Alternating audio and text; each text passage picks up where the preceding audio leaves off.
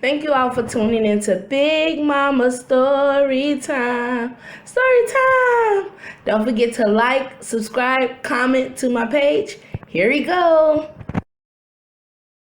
Hi guys, thank you all for tuning into Big Mama Story Time on today. Today I will be reading to you all World of Reading, Phineas and Ferb, Lost at Sea. Alright, let's get into this, guys.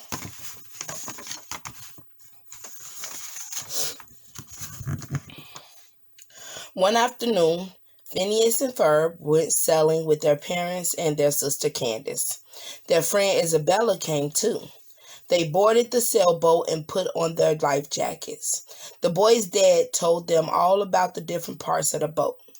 "Which side has the restroom?" asked Isabella. "It's called the poop deck," said Phineas. "Well, no," replied Phineas's dad. He explained that the bathroom on a boat was actually called the head. "Poop deck makes much more sense," Phineas said. That is true. It does. So you're going to use the bathroom in head. A short while later, the family boat was sailing on the ocean. Phineas saw flags in the water. He asked Isabella what they meant. She checked her Fireside Girls handbook for the answer. "The blue flag means crab season," she explained, "and the yellow flag means hold the mustard. The last flag was red with black square." "Storm warning," cried Isabella.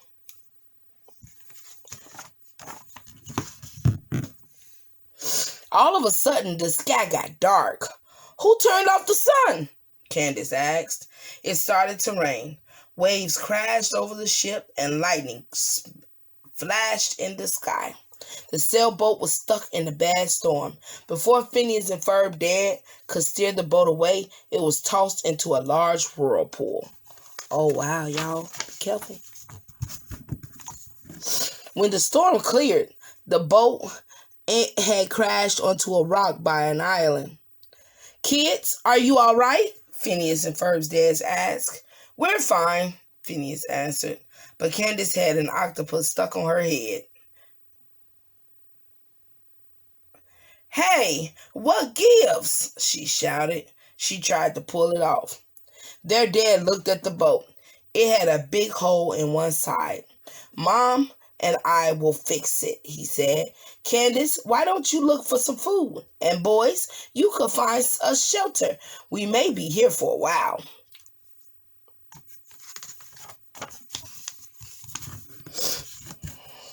"You mean we're stranded?" Candace asked her mom and dad. "We'll be stuck here forever eating rocks and bugs? I have to marry a monkey and have monkey kids?" Candace, oh Lord. Candace was upset, but Phineas and Ferb weren't worried. They looked for shelter along with Isabella. Soon they found a patch of palm trees. "This spot has potential," Phineas said. "Let's get started," Isabella replied.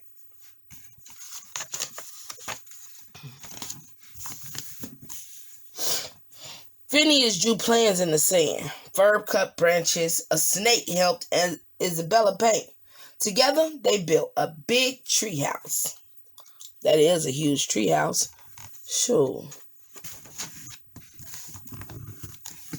Meanwhile, back at home, Phineas and Ferb's pet platypus, Perry, was in the backyard. The boys' friends Baljeet and Buford were watching the platypus while the family was away. Baljeet and Buford didn't know that Perry was a secret agent. Suddenly, Perry got an urgent call on his secret agent wristwatch. His boss, Major Monogram, needed his help, but the platypus couldn't get away without the boys seeing him. He used the camera on his watch to show Major Monogram what was happening.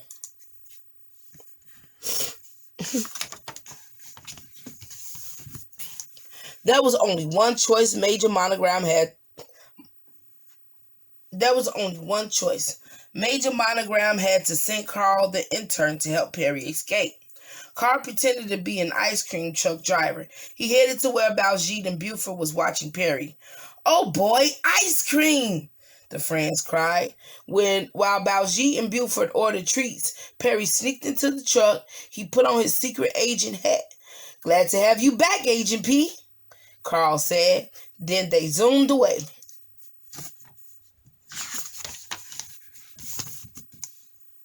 Major Monogram told Agent P that he needed to find Dr. Doofenshmirtz. The evil doctor was planning a new scheme, and he was on the same island as Phineas and Ferb. It was up to Agent P to stop them. The platypus climbed into a jet shaped like an ice cream cone. He flew all the way to the desert island. When he reached the island, Agent P landed inside a volcano. Dr. Doofenshmirtz was there. Agent P surprised him. "Ah, Perry the platypus," Dr. Doofenshmirtz cried.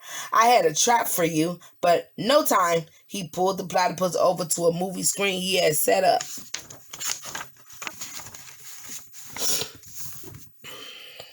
Dr. Doofenshmirtz used the film to explain his evil plan to Agent P.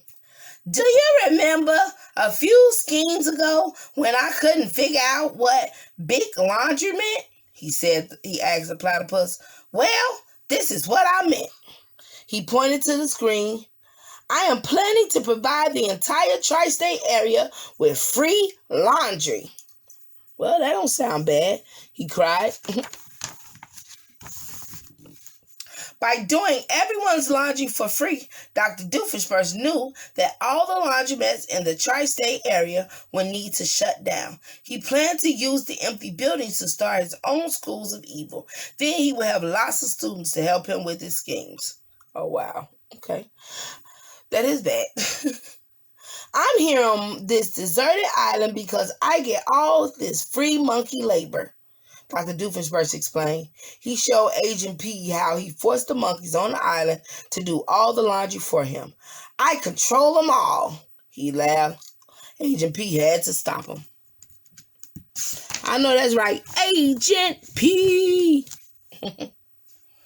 Meanwhile, on the other side of the island, Candace saw Phineas and Ferb's treehouse. It was huge. "Can't you just be normal for one day?" she yelled. "All you had to do was make a little lean-to for survival." "There's survival, and then there's living," exclaimed Phineas. Let us give you a quick tour." I wouldn't mind having Phineas and Ferb building me stuff. Sure. Use that to your advantage, Candace. Stop trying to always tell on them. In the family room, there was a hammock and cozy fire. In the kitchen, monkeys baked pies. In the bathroom, Ferb was giving a monkey a shower. "Had to be done," he said. I love Ferb. I like Ferb better than Phineas. I don't know why. Probably because he's silent. Candace was angry. "You could have built us a bridge back to town," she cried. "But Dad didn't ask us to build a bridge," said Phineas. "You could have built us a coconut-powered hovercraft," Candace said. "But Dad didn't ask us to," Phineas answered. Candace stormed out, but she used the wrong door. "Not that way!" shouted Phineas. Candace fell into a mud puddle. "You two are going to be so busted," she yelled. She went to get her parents. Back inside the volcano, Agent P was fighting with Dr. Doofenshmirtz. He hit the evil doctor with a towel. Then Agent P kicked him into a laundry bin on a conveyor belt. As they fought, Dr. Doofenshmirtz and Agent P both got tangled in the clothes. They accidentally fell into a tuxedo and a wedding skirt. Oh, wow. The being took Dr. Doofenshmirtz up to his giant washing machine and dumped him inside. The monkeys wanted to help Agent P defeat the evil doctor. They threw laundry and soap into the machine. So it started washing them in there, huh? The clothes landed on Dr. Doofenshmirtz. "Wait, what are you doing?" he shouted. The monkeys poured in extra suds. "That's too much soap," the doctor cried. Then they pressed the start button. The washing machine rumbled. It spun and shook. Soap suds bubbled out and over the top. The monkey screeched and ran away. All that. They done caused a big look. Okay. Dr. Doofenshmirtz's evil laundry plan was ruined. Quickly, Agent P jumped into an iron board. He used it to surf away from the volcano. On the other side of the island, Isabella was standing on the treehouse balcony. She saw the suds and thought it was lava. "Volcano!" she yelled to Phineas and Ferb. "We need to move now!"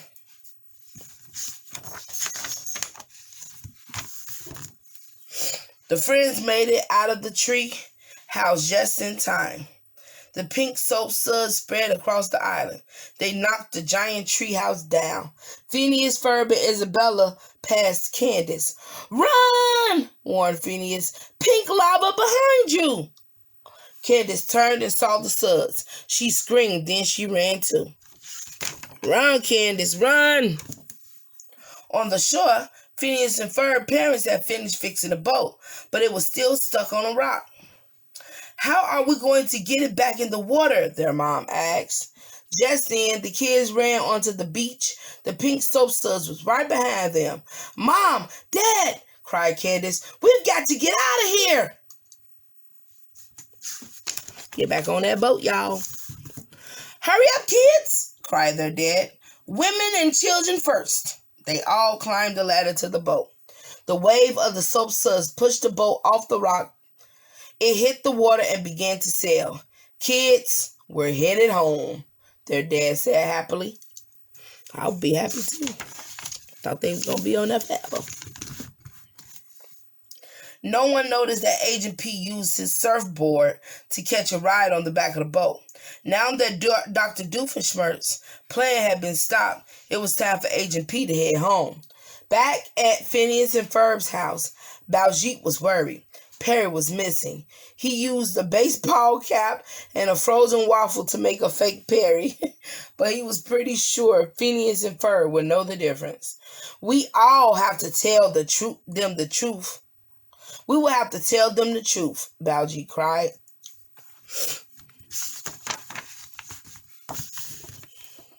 Soon, Phineas and Ferb arrived home. "Wait until you hear what we did today," Phineas said. "I have something to tell you first," Baljeet said sadly.